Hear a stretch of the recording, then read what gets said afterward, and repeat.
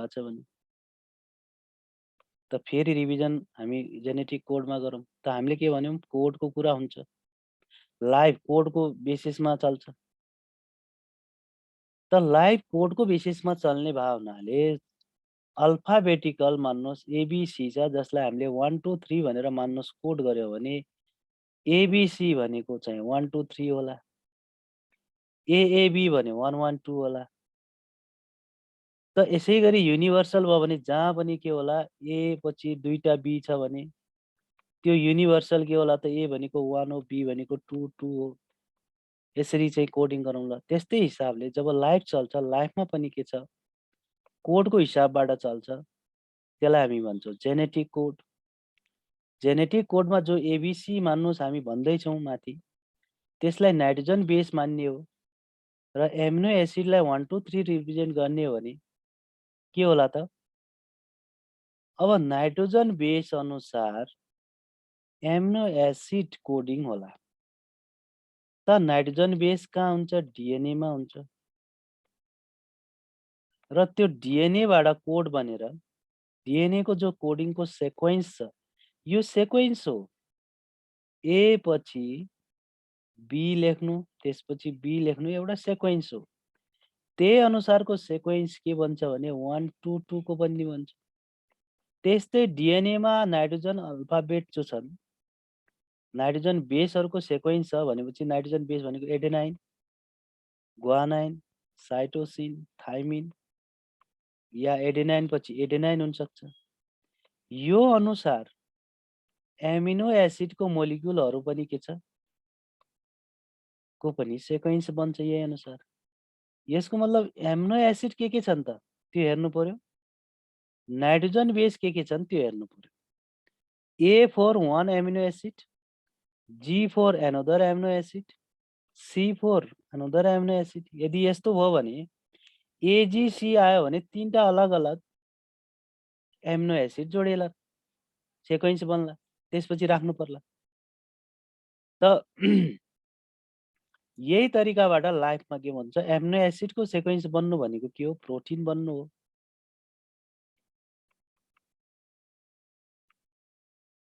यदि नाइट्रोजन बेसको सेक्वेन्स बन्नु भनेको डिएनए बन्नु हो डिएनए अनुसार के बन्दो रहेछ त एक्चुअली प्रोटिन बन्दो रहेछ त यहाँनिर काहीँ न काहीँ रिलेसन छ कि according to the DNA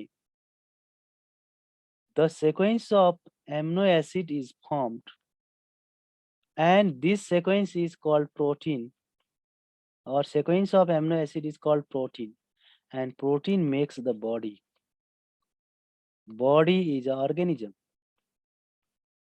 so we can say there is certain relationship between the sequence of nitrogen base and the sequence of amino acids in a protein sequence of nitrogen base in a DNA and sequence of amino acid in a protein is called genetic code त्यसैले हामी के भन्छौं genetic code भन्छौं अब यहाँनिर के प्रश्न आउँछ त भन्दा कति किसिमको प्रोटिन हुन्छ कति किसिमको एमिनो एसिड हुन्छ कति किसिमको नाइट्रोजन बेस हुन्छ किनकि हामीले सुरुमा एबीसी कोड गर्यौं एउटा सिम्पल एक्जाम्पलको लागि एबीसी कोड गर्यौं कतिवटा अल्फाबेट होला त एबीसी अनुसार चाहिँ 26 अब एबीसी बाट बन्ने लङ्गेज एबीसी जुन 26 लेटर छ त्यसबाट बन्ने लङ्गेज कति किसिमको छ त यसको कुनै लिमिटेसन छ no limitation every kinds of word are formed from this ABC alphabet त यिनीहरुको त लिमिटेड नम्बर छ फेरि अनलिमिटेड वर्डहरु भन्न सक्छ कसरी त यिनीहरुको सेक्वेन्स अनुसार यो ए पछि ए राखेर हुन्छ कि ए पछि बी राखेर हुन्छ कि यानी कि सी CAT एउटा शब्द बन्यो, GOT एउटा शब्द बन्छ हैन। यस्ता गरेर अनगिन्ती शब्दहरू हाम्रो बन्न सक्छ। यस्तै अल्फाबेट छ हाम्रो नाइट्रोजन बेसको, एडेनाइन, ग्वानाइन, साइटोसिन, थाइमिन, 4 वटा अल्फाबेट छ। तर यी अल्फाबेटबाट रिप्रेजेन्ट गर्ने यिनीहरूको चाहिँ सेक्वेन्स मान्नुहोस् ट्रिपल ए मात्रै राख्यो भने के यसले कोड गर्छ त, के शब्द बनाउँछ त? जसरी शब्द बनायो यो अल्फाबेटबाट, त्यसै गरी ट्रिपल ए बराबर के चाहिँ शब्द बन्छ जसले एमिनो एसिडलाई रिप्रेजेन्ट गर्छ, एमिनो एसिडलाई रिप्रेजेन्ट गर्छ। यानी कि लङ्गेज कहाँ छ? लङ्गेज कहाँ छ? डिएनए मा छ। इन्फर्मेसन कहाँ छ? डिएनए मा छ। के को लागि छ? एमिनो एसिडको लागि छ। त्यो इन्फर्मेसन अनुसार के हुन्छ त? एमिनो एसिडका मोलिक्युलहरू चाहिँ के हुन्छन्? त्यही सेक्वेन्स अनुसार जोडिन्छ। र यो एमिनो एसिडको लङ्गेज किन जोड्नु पर्यो? किन एमिनो एसिड बनाउनु पर्यो? किनकि प्रोटिन बनाउनु पर्यो। प्रोटिन किन बनाउनु पर्यो? किनकि लाइफ बनाउनु पर्यो, यानी कि कुनै बडी बनाउनु पर्यो। त यो सेक्वेन्स जस्तो किसिमको पनि कम्बिनेसनमा आउन सक्छ, त्यही भएर जस्तो सुकै बडी पनि बन्न सक्छ। त्यही भएर डाइभर्सिटी छ,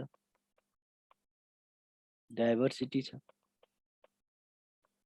जसरी धेरै किसिमका वर्ड बन्छन्, वर्ड धेरै छन्, यो वर्ड सीमित छैनन्, त्यस्तै गरी धेरै किसिमको लाइफ छ, धेरै किसिमको लाइफ छ, जसलाई हामी बायोडाइभर्सिटी भन्छौँ हैन। बायोडाइभर्सिटी भन्छौँ, धेरै किसिमको लाइफ बनेको छ। तर के डिएनए चाहिँ धेरै किसिमको छ त? के अल्फाबेटहरू चाहिँ 26 भन्दा बढी किसिमका छन् त? छैनन्। डिएनए त एउटै किसिमको छ। डिएनए बन्ने भनेको त फिक्स छ, यानी कि सुगर मोलिक्युल छ, फस्फोरस छ, अनि 4 किसिमका नाइट्रोजन बेस छन्, एडेनाइन, ग्वानाइन, साइटोसिन र थाइमिन। 4 किसिमको मात्रै के छ? नाइट्रोजन बेस छन्। सुगरमा फरक छ त डिएनएमा? छैन, सबै डिएनएमा एउटै खालको सुगर छ, डिअक्सिराइबोस सुगर। फस्फोरस एउटै किसिमको छ। यो दुईटामा भेरिएसन छैन, खाली भेरिएसन छ केमा मात्रै? एडेनाइन, ग्वानाइन, साइटोसिन, थाइमिन, यो मात्रै 4 किसिमको छन्। अझ ओभरअल लिने भने 4 किसिम बाहेक अरू किसिमका नाइट्रोजन बेस पाइँदैन। न्युक्लियोटाइड 4 किसिमको मात्रै हुन्छ, डीएटीपी, जीटीपी, डीसीटीपी, डीटीटीपी हैन। भनेपछि अब यत्रो किसिमको बायोडाइभर्सिटी बन्यो कसरी? यो बन्यो कसरी? जसरी यी अल्फाबेटबाट डिफ्रेन्ट किसिमका चाहिँ वर्डहरू बनेर डिफ्रेन्ट किसिमको लङ्गेज बन्यो। कसरी बन्यो होला? डिफ्रेन्ट सेक्वेन्समा राखेर। यदि जी को पछाडि 2टा ओ र डी राख्ने हो भने यो एउटा अर्थ दिन्छ। जी मा एउटा मात्रै ओ र डी राख्ने हो भने एउटा शब्द बन्छ। त्यस्तै गरेर यदि यी नाइट्रोजन बेसेसहरूको पनि हामीले सेक्वेन्स मिलायौँ भने ट्रिपल ए मात्रै राख्नु, एउटा चाहिँ लङ्गेज, एउटा कोड बन्ला। तर ए पछि जी, ए पछि सी राख्नु भनेको एउटा कोड बन्ला। यसको मतलब जसरी यसरी लङ्गेज बन्छन् त्यही अनुसार चाहिँ लाइफका पनि कोडहरू बन्दा रहेछन्, त्यही अनुसार लाइफमा के छ? भेरिएसन छ। अब हामी सिधै चाहिँ जेनेटिक कोडतिर जाउँ।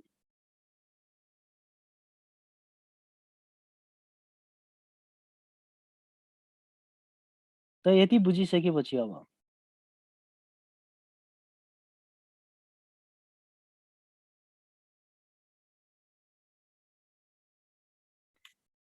कसरी बन्छ त जेनेटिक कोड? त यहाँनिर एमिनो एसिड कति किसिमका छन् त्यो बुझौँ। लाइफमा एमिनो एसिड धेरै किसिमका हुन्छन्, but in the life there are mainly 20 kinds of amino acids.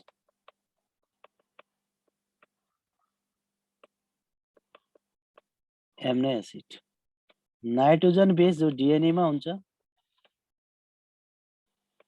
4 kinds, 4 किसिमको नाइट्रोजन बेस छ, एडेनाइन, ग्वानाइन, साइटोसिन, थाइमाइन और युरासिल। 5 किसिमका पनि भन्न सक्छौं। आरएनएमा थाइमिनको ठाउँमा के हुन्छ, युरासिल हुन्छ। अब प्रोटिन, प्रोटिन कति किसिमको छ? प्रोटिन, यसको प्रोटिन भनेको एउटा लङ्गेज हो, एउटा किताबमा लेखेका शब्दहरूको पुरा हो हिस्टोरी हो त भने चाहिँ त्यो कति किसिमका शब्द छन् त? यो धेरै छ। यसको प्रोटिनको कुनै लिमिटेसन छैन, यो धेरै किसिमको हुन्छ, नो लिमिटेसन, जस्तो पनि प्रोटिन बन्न सक्छ, हैन? यो तर कुनै एउटा अर्गानिजम छ ए, कुनै ए अर्गानिजम छ,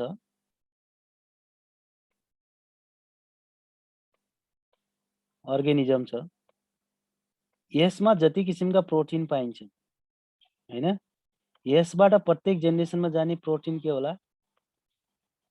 त्यही खालको प्रोटिन बन्छ, त्यही खालको बडी बन्छ। अर्को बी भन्ने फरक किसिमको अर्गानिजम छ, त्यसमा के कमन प्रोटिन म्याचिङ हुन्छ र के प्रोटिन के छ फरक छ, त्यही भएर यो बी भन्ने अर्को किसिमको स्पेसिस छ। त कमन प्रोटिन के हुन सक्छ? जस्तो ब्लड, ब्लड भन्ने सबैमा एउटै किसिमको सेल पाइन्छ, आरबिसी, डब्ल्युबिसी, प्लेटलेट्स, हैन? यो सेल बनाउने प्रोटिन त सबै जनावरमा त सेम छ, तर त्यो जनावरको जो बडी स्ट्रक्चर फरक छ, त्यो फरक किसिमको प्रोटिनबाट बनेको हुन्छ। भनेपछि के प्रोटिन सिमिलर छ हरेक लाइफमा, के प्रोटिन डिफरेन्ट छ, त्यही भएर त्यो डिफरेन्स भएको छ अर्गानिजम, त्यही भएर बायोडाइभर्सिटी हरेक किसिमका चाहिँ हामी पाउँछौँ। त के कुराहरू सिमिल्यारिटी होला, के कुरा डिसिमिल्यारिटी होला, त्यो केले हुन्छ त भन्दाखेरि यो 3 किसिमको चाहिँ कुराबाट चाहिँ जोडिएको छ। नाइट्रोजन बेस 4 काइन्ड्स हुन्छ, एमिनो एसिड 20 काइन्ड्स हुन्छ लाइफमा। अब फेरि अर्को कुरा के बुझौँ भने in all kinds of life there are 20 kinds of amino acids. In all kinds of there are 4 kinds of nitrogen bases. But in all kinds of life no similar type of protein is found. No similar type of protein is found. हेर्नुस् प्रोटिनमा मात्रै फरक छ, type of protein. यसले कुरो के बुझ्छौ त? अब यहाँ सिमिलर छ, यो सिमिलर छ सबै लाइफमा, तर प्रोटिनको सिमिल्यारिटी छैन। त प्रोटिनको जति डिसिमिल्यारिटी होला त्यति फरक किसिमको स्पेसिस बन्छ, तर त्यो फरक किसिमको स्पेसिसमा पनि same kind of DNA, same kinds of amino acids, सबैलाई उस्तै किसिमको एमिनो एसिड चाहिन्छ, उस्तै किसिमको डिएनए हामी पाउँछौँ, तर उस्तै किसिमको सबै लाइफमा एउटै खालको चाहिँ सिमिलर टाइप अफ प्रोटिन भएको भए त सिमिलर टाइप अफ अर्गानिजम हुन्थ्यो, सबको रूप रङ्ग एउटै हुन्थ्यो, सबै ब्याक्टेरिया जस्तै हुन्थ्यो होला, ब्याक्टेरिया मात्रै हुन्थ्यो, तर ब्याक्टेरिया छ यहाँ त यत्रो वाइड बायोडाइभर्सिटी छ। त त्यो कुरा सबै डिपेन्ड हुन्छ जेनेटिक कोडमा। त अब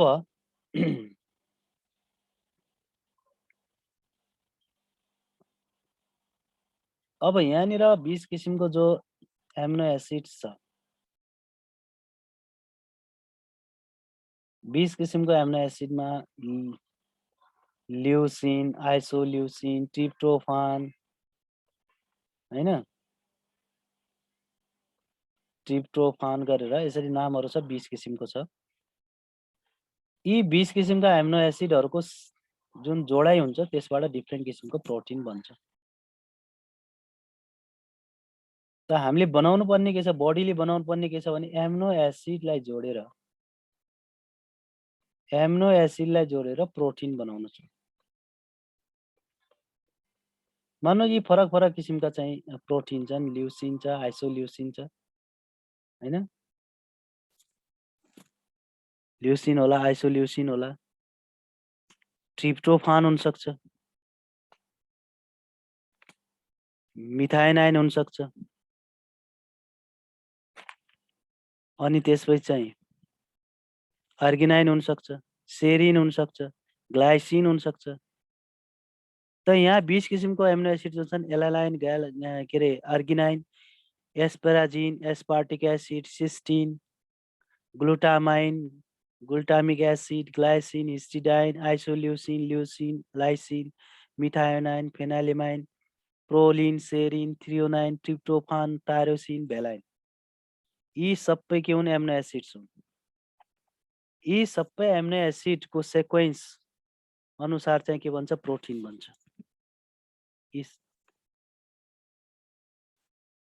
अब 20 किसिमको एमिनो एसिडको लागि मान्नुहोस् एउटा नाइट्रोजन बेसले एउटा कोड गर्यो एलेनाइनलाई, ग्वानाइनले चाहिँ अर्को गर्यो अर्गिनाइनलाई चाहिँ, साइटोसिनले अर्को कोड गर्यो एस्पार्टिक एसिड, अनि के अरे थाइमिनले चाहिँ एउटालाई कोड गर्यो मान्नुहोस् ग्लाइसिनलाई। कतिवटा मात्रै स्पेसिफाई भए? 4 मात्रै भयो, 4 काइन्ड्स। त बाँकी सिस्टिन त रिप्रेजेन्ट गर्ने अरू कुनै भएन नाइट्रोजन बेसले चाहिँ। अब के गर्ने त? दुईटा मिलाउने। मान्नुहोस् दुईटा ए भनेको एउटा चाहिँ एमिनो एसिड भयो भने त्यो दुईटा मिलाउँदाखेरि पनि कतिवटा बन्छन् त? सिस्टिन कम्बिनेसन भन्छ यो दुईटाको। किनकि अल्फाबेट जम्मा कतिवटा छ? 4 वटा छ नाइट्रोजन बेसको। भनेपछि यहाँ सिस्टिन बनाउँदा सिस्टिन भयो फेरि 4 वटा एमिनो एसिडलाई रिप्रेजेन्ट गर्ने कोही पनि भएन। त यहाँनिर के गरियो भने ट्रिपल कोड राखियो। ट्रिपल, त्यो कसरी ट्रिपल बनाइयो त भन्दा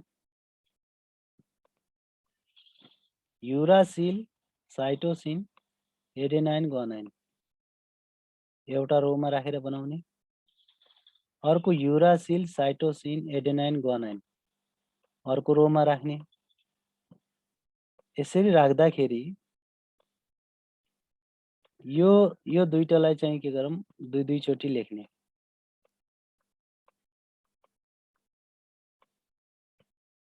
र लास्टबाट युसिएजी जोड्ने। जस्तो सी र युको बनाउनु पर्यो भने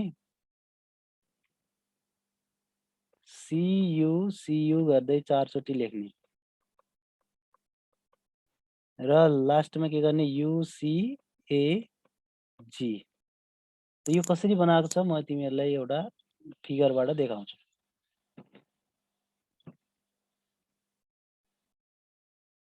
यसरी युसिएजी गरेर कतिवटा बन्यो त? हाम्रो 8 वटा कोड बन्यो।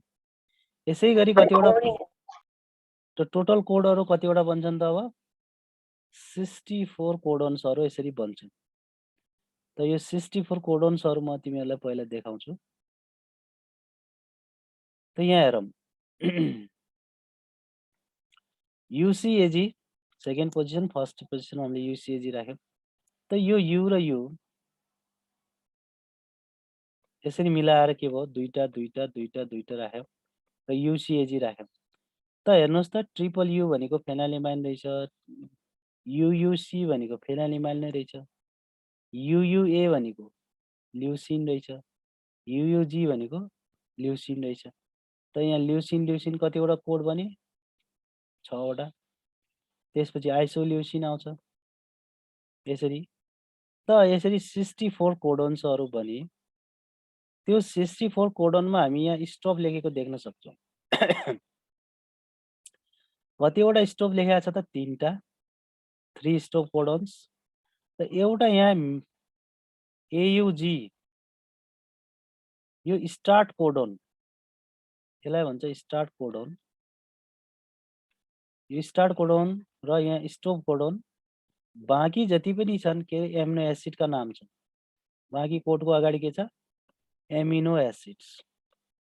हेर्नुहोस् अब हामीले के बुझ्छौँ भने एउटा एडेनाइन, एउटा युरोसिल, अर्को चाहिँ ग्वानाइन भयो भने त्यो भनेको स्टार्ट गर्ने कोडोन हो।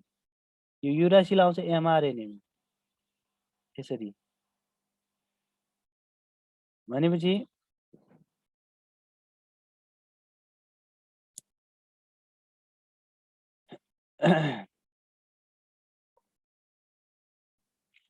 अर्को ट्रिपल यु भनेको के हो त भन्दाखेरि त्यो भनेको फेनाइलेमाइनलाई कोड गर्छ। युरासिल युरासिल युरासिल कहाँबाट आयो त यो ट्रिपल यु? यो डिएनएबाट कपी भएर बनेको एमआरएनएमा आयो।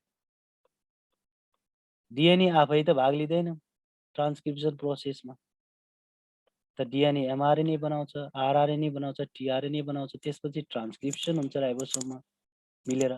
त्यो ट्रान्सक्रिप्सन पछि ट्रान्सलेसन हुन्छ राइबोसोम मिलेपछि। त ट्रान्सलेट जब गर्छ यो कोडलाई चाहिँ एमिनो एसिडको सिक्वेन्समा, त्यति बेला त्यसमा के हुन्छ त ट्रिपल यु हुन्छ, त्यो भनेको फेनाइलेमाइनलाई जोड्ने हो। त मान्नुहोस् यहाँ ट्रिपल यु छ, अर्को एउटा कोड यहाँ लियौँ हामीले, अर्को चाहिँ युसियु छ, अर्को यहाँ युएयु छ, त्यसपछि यहाँ सिजियु छ। यसको मतलब के होला भने जब प्रोटिन बन्ने प्रोसेस हुन्छ त्यति बेला युयुयु भनेको के हो, केलाई रिप्रेजेन्ट गर्छ? कुन एमिनो एसिड आएर जोडिन्छ त? फेनाइलेमाइन। र अर्को चाहिँ युसियु भनेको कुन जोडिएला त? सेरिन। एउटा मोलिक्युल फेनाइलेमाइनको, अर्को सेरिनको। त्यसपछि युएयु भनेको के जोडिएला त? टाइरोसिन, टी अर्को मोलिक्युल टाइरोसिनको टिवाइआर। र अर्को सिजियु भनेको के जोडिएला त? सिजियु भनेको अर्गिनाइन। एर्गिनाइन। त यो चारवटै मोलिक्युल बनाएर अब एक खालको प्रोटिन बन्यो।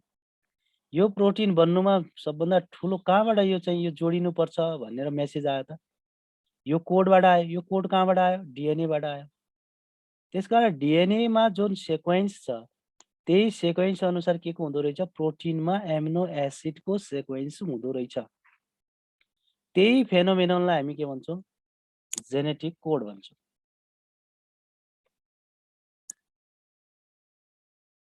त्यसकारण यसका सर्टेन क्यारेक्टरिस्टिक फिचर्सहरू छन्। यानि कि ती सर्टेन क्यारेक्टरिस्टिक फिचर्सहरू के हुन् त भन्दाखेरि कोड जहिले पनि के हुन्छ? ट्रिप्लेट हुन्छ। किन? तीनटा मिलेर किन कोड बन्छ भन्छ त भन्दाखेरि दुईटा मिलेर त 16वटा मात्रै कोड हुन्छ। त्यही भएर तीनटा मिलेर एउटा जेनेटिक कोड बन्छ। त्यही भएर कोड जहिले पनि के हुन्छ? ट्रिप्लेट हुन्छ। अर्को कोड इज कमालेस। हामीले कोडलाई लेख्यौँ यसरी,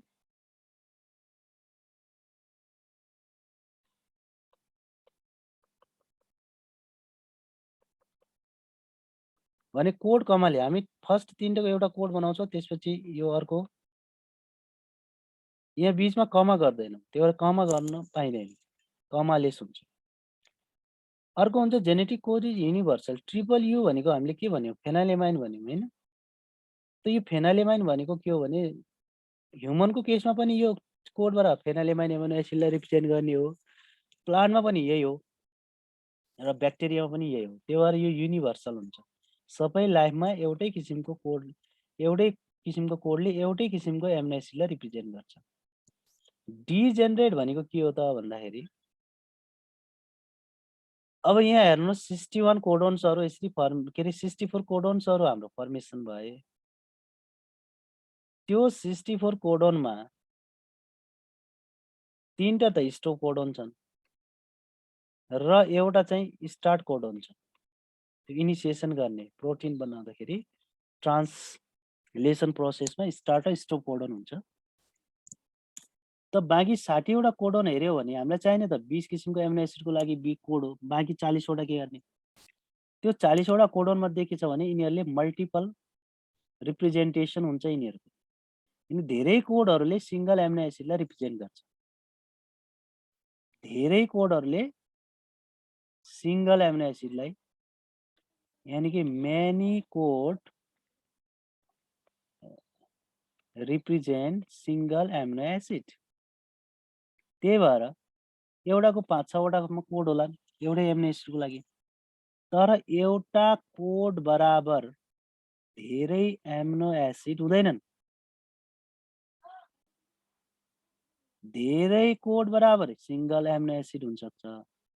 एउटै कोडले धेरै एमिनो एसिडलाई रिप्रेजेन्ट गर्दैन। त्यो धेरै कोड बराबर सिंगल एमिनो एसिड हुने भयो हुनाले त्यसलाई भन्छ कोड इज डिजेनरेट। एउटा कोड डिजेनरेट भयो भने अर्को कोडले काम गर्छ। अनि code is non overlapping. Non overlapping भनेको यहाँनिर एउटा कोड बनायौँ भने यो नन ओभरल्यापिङको मतलब के हो? यो एजीजी गरेर एउटा कोड बनायो भने फेरि यहाँको जी ल्याएर फेरि अर्को कोड बनाउन पाइँदैन। एकचोटि 3टा बनाइसकेपछि बाँकीका 3टाको अर्को कोड हुन्छ। त्यसलाई हामी भन्छौँ नन ओभरल्यापिङ। अब अर्को एउटा क्यारेक्टरिस्टिक फिचर हो कोलिनियरिटी भन्छ। कोलिनियरिटी यानी कि डिएनएमा जस्तो किसिमको सेक्वेन्स छ त्यही अनुसारको एमिनो एसिड पनि के हुन्छ जोडिन्छ। यसलाई भन्छ कोलिनियरिटी। यहाँ 3टा एजीजीले जे रिप्रेजेन्ट गर्छ त्यही अनुसारको एमिनो एसिड आयो। त्यसपछि जुन कोड छ त्यही अनुसारको चाहिँ अर्को एमिनो एसिड थपिन्छ। यो यानी कि यता भएको चाहिँ कोड चाहिँ यता आएर सेकेन्डमा थपिन्छ। त्यस्तो हुँदैन। त्यसलाई भन्छौँ हामी कोलिनियरिटी। त यहाँसम्मको क्यारेक्टरिस्टिक फिचर हामीले बुझेपछि हामी जेनेटिक कोड के हो त भन्ने कुरा बुझ्न सक्छौँ। So what is genetic code?